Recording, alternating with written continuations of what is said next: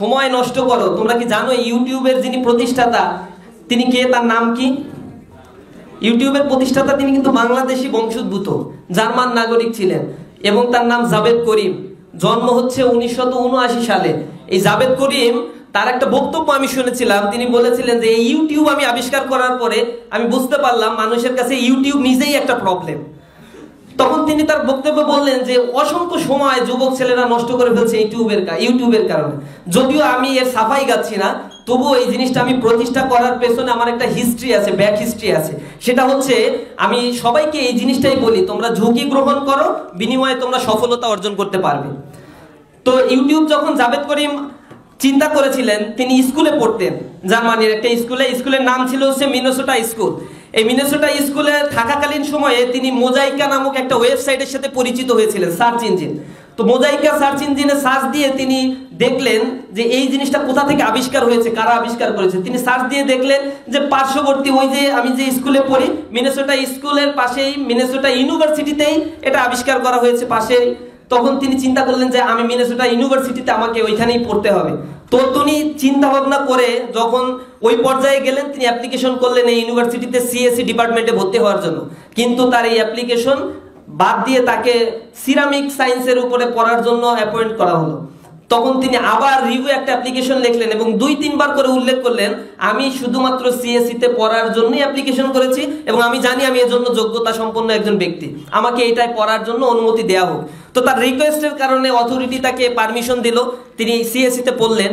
কিন্তু সিএসসি তে 1 বছর পড়ার পরেই তার একটা চাকরির অফার আসলো একটা ইন্টারনেট কোম্পানিতে। তিনি সেইখানেই ওই কোম্পানিতেই জবের জন্য তিনি 2-3 দিন চিন্তা ভাবনা করে ওই ইউনিভার্সিটির লেখাপড়া বাদ দিয়ে এই জবের ভিতরে ঢুকে গেলেন। তার ভিতরে কৃচ্ছতা সাধনের এই দক্ষতা, তিনি তখনই বলেছিলেন যে আমি যেটা চিন্তা করছি ভেবে চিন্তেই চিন্তা করেছি যে আমি এই জিনিসটার এক্সপেকটেশন ছাড়ছি, যে জিনিসটা আমি ধরতে চাই এখানে আমাকে সফল হতে হবে। তখন তিনি হঠাৎ করে আমেরিকাতে একটা বড় সুনামি হলো, তিনি তার মোবাইলে এই সুনামিটা রেকর্ড করলেন। এই রেকর্ড করে এই সুনামিটা তিনি সার্চ ইঞ্জিনগুলোতে বা ইন্টারনেটে ছেড়ে দিলেন, কিন্তু এটা খুব ভালো চলতো না, আর তখন সার্চ করে এত জিনিস পাওয়াও যেত না। এরপরে তিনি চিন্তা করলেন যে একসাথে সবাই সার্চ দিলেই জিনিসগুলো পেয়ে যাবে, এরকম কি আবিষ্কার করা যায়। তখন তিনি এই ইউটিউব জিনিসটা আবিষ্কার করলেন। তো আমরা যারা ইউটিউব চালাই বছরের পর বছর, দিনের পর দিন, ঘন্টার পর ঘন্টা আমাদের সময় নষ্ট করছি, কিন্তু আনফরচুনেটলি আমাদের মনের ভিতরে এখনো কখনো জাগ্রত হয় না ছোটবেলা থেকে যে আমাকে কিছু করতে হবে, ডিফারেন্ট কিছু করতে হবে। আমি চাই মেধাবীরা ভিন্ন কোনো কাজ করে না, তারা অনেকের মতোই একই ধরনের কাজই করে, কিন্তু তাদের কাজের প্যাটার্নটা হয় সম্পূর্ণ ডিফারেন্ট, ভিন্ন একটা আঙ্গিকে তারা কাজ করে। সবাই পড়াশোনা করে, প্রত্যেক স্টুডেন্টকেই পড়াশোনা করতে হয়, কিন্তু যারা এ প্লাস পায় দে আর সো মাচ এক্সেপশনাল, তারা আলাদা কিছু করে, অর্থাৎ তারা রাত জেগে পড়াশোনা করছে। এজন্য তোমরা বিশ্বসেরা কুস্তিগির মোহাম্মদ আলী ক্লের নাম শুনেছো, গোল্ড স্টারের নাম শুনেছো। তাদের কাছে সাংবাদিকেরা কোশ্চেন করেছিল যে আপনি যে বলেন Mohammad Ali is the great, what's the reason, এর কারণটা কি? আপনি কেন কোনো খেলার শুরুতেই বলে দিতে পারেন যে এই খেলায় আমি বিজয় অর্জন করব, তোমরা কেন এসেছো? তার অনেক গেমস আমি দেখেছি যেখানে তিনি শুরুতেই বলেছেন যে আমি জিতবো, তুমি কেন এসেছো? তখন প্রতিপক্ষ আরো বেশি অ্যাংরি হয়ে যেত, রাগান্বিত হয়ে যেত, ক্রেজি হয়ে যেত। তিনি তাকে পরাজিত করে এরপর দাঁড়িয়ে বলতেন Mohammad Ali I am the great. এটা কেন বলতেন আপনি, কেন বলেন, এর কারণটা কি?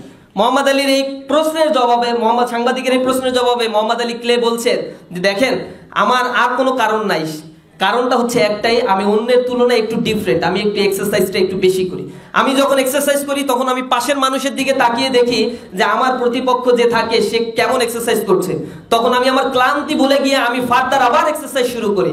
যখন আমার এই এক্সারসাইজটাও আমি শেষ করে ফেলি তখন আবার তাকিয়ে দেখি কেউ আছে কিনা, যখন দেখি চারিদিকে কেউ নেই তখন আমি অতিরিক্ত আরো 1 ঘন্টা এক্সারসাইজ করি। আর আমার সফলতার পিছনে যদি কোনো কারণ থেকে থাকে সেটা হচ্ছে আমি অন্যের তুলনায় একটু বেশি অধ্যাবসায়ী।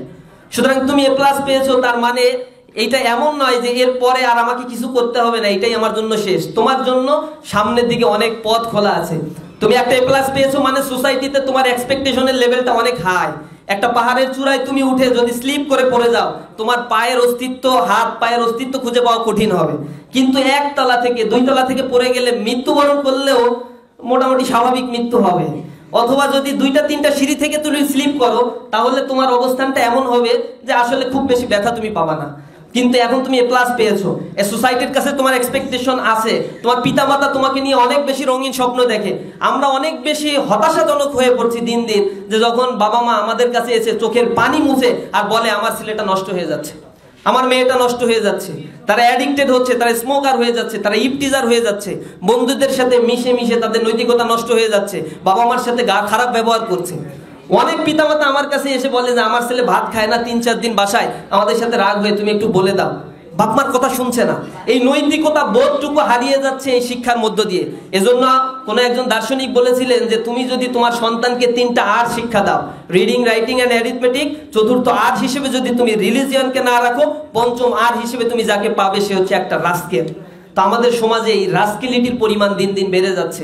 আমরা অনেক মেধাবী হচ্ছি, যারা ঘুষ খাচ্ছে, দুর্নীতি করছে, সুদ খাচ্ছে, এই সকল মানুষেরা নিঃসন্দেহে অশিক্ষিত না।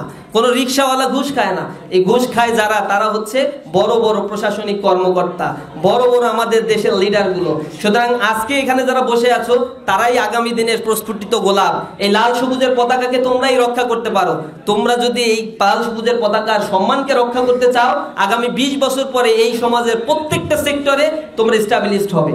সুতরাং তোমাদের এই চলার পথকে মসৃণ করার জন্য, তোমাদের ওয়ে অফ ডেস্টিনেশনকে আইডেন্টিফাই করে দেওয়ার জন্য সুন্দরবন এডুকেশন সোসাইটি এই আয়োজন করে যাচ্ছে। এখানে যারা উপদেষ্টা আছে তাদের অক্লান্ত পরিশ্রম, তাদের আর্থিক যোগানের মধ্য দিয়ে আমরা চাচ্ছি এই সোসাইটিকে একটা নতুন ধারা তৈরি করে দিতে। অবহেলিত খুলনাতে আমরা এমন একটি ট্রেন চালু করতে চাই যে এই সমাজের মানুষেরা, এই বাংলাদেশের মানুষেরা যেন খুলনা অঞ্চলের ছেলেদের দিকে, মেয়েদের দিকে আঙুলি নির্দেশ করে বলতে পারে খুলনা অঞ্চল সবচেয়ে আদর্শ একটি অঞ্চল, কারণ এখানে যারা মেধাবী ছাত্ররা আছে তারা নীতি নৈতিকতার দিক থেকে এগিয়ে। কিন্তু আমরা আসলে সেই জায়গায় কাজ করতে হবে। আমরা এখানে শপথ করব, ক্লাস 9 আজকে এখানে যারা আসো, আমার কাছে কিছু ভয়ঙ্কর ডেটা আছে যা তোমাদেরকে এখন বললে অস্থির হয়ে যাবা। এখানে ভিডিও দেখাতে চেয়েছিলাম, টাইম শর্ট, তাই দেখাতে পারলাম না। দিন দিন যুবকদের মধ্যে স্মোকিং এর পরিমাণ বেড়ে যাচ্ছে, আফিমের পরিমাণ বেড়ে যাচ্ছে, কোকেনের পরিমাণ বেড়ে যাচ্ছে, তারা অ্যাডিক্টেড হয়ে পড়ছে, পিতামাতার কথা শুনছে না তারা। এসএসসিতে যারা এ প্লাস পায়, এইটে যারা এ প্লাস পায়, এসএসসিতে তার মধ্যে 50% ঝরে যাচ্ছে। এসএসসিতে যারা এ প্লাস পাচ্ছে, ইউনিভার্সিটিতে লেভেলে তারা পড়তে পারছে না একটা বড় সংখ্যক। এই সমস্যাগুলো হচ্ছে। সুতরাং তোমরা সামনের আপকামিং যে দিনগুলো তোমাদের জন্য আসছে, এটা নিঃসন্দেহে অনেক চ্যালেঞ্জিং একটা দিন। এই চ্যালেঞ্জকে মোকাবেলা করার জন্য আগামী দিনকে তোমাদের গড়তে হবে। আমরা পাঞ্জেরি কবিতার মতো বলতে পারি যে আমরা সেই প্রতীক্ষায় আছি যে রাত পোহাবার কত দেরি পাঞ্জেরি। আমরা বলতে চাই যে এখনো তোমার আসমান ভরা মেঘে সেতারা হেলাল এখনো ওঠেনি জেগে, এখনো রাত পোহাবার অনেক দেরি আছে। এই গভীর তমানিশাকে দূর করে দিয়ে সুন্দর সকালের একটা শুভ্র আলো যদি উদ্ভাসিত করতে হয়, তাহলে জাগতে হবে মেধাবীদেরকে, যারা আগামী দিনে বাংলাদেশ গঠন করার জন্য নিজেদেরকে তৈরি করবে। শুধুমাত্র একটা সার্টিফিকেট অর্জন করে ডিসি হবো, এসপি হবো, ম্যাজিস্ট্রেট হবো, ডাক্তার হবো, ব্যারিস্টার হবো, ইঞ্জিনিয়ার হবো, এটা নেসেসারি না। তুমি যদি ডাক্তার হয়ে কসাই হও, ওই যে একটা গান আছে না, কসাই আর ডাক্তার একই তো নয়, কিন্তু দুটোই আজ প্রফেশন। কসাই জবাই করে প্রকাশ্য দিবালোকে, তোমার আছে ক্লিনিক আর চেম্বার। ও ডাক্তার, নসিকাথার গান। সে বলেছে যে কসাই তো প্রকাশ্য দিবালোকে ছুরি চালায়, আর তুমি ডাক্তার হয়ে ভিজিট নাও 1000-1500 টাকা করে। সমাজে তোমার কন্ট্রিবিউশনটা কি তুমি কখনো চিন্তা করো না? সেম টু সেম তোমার লেখাপড়ার পিছনে এই সোসাইটির অবদান আছে। তুমি বলো আমি জেলা স্কুলের স্টুডেন্ট, আমি স্টুডেন্ট অফ জেলা school, you have a lot of honority. কিন্তু তুমি কি চিন্তা করো এই জেলা স্কুলের পিছনে গভর্নমেন্টের কত ভর্তুকি, এবং গভর্নমেন্ট কোথা থেকে এই টাকাগুলো পায়? নিঃসন্দেহে ডিরেক্ট আর ইনডিরেক্ট ট্যাক্সের টাকা। বাংলাদেশের বাইরে থেকে রেমিটেন্স পাঠাচ্ছে আমার শ্রমিকেরা, সেই শ্রমিকের ঘাম ঝরানো টাকাগুলো দিয়েই তোমার স্কুল, কলেজ, ইউনিভার্সিটি, মাদ্রাসা, রাস্তাঘাট এগুলো চলছে।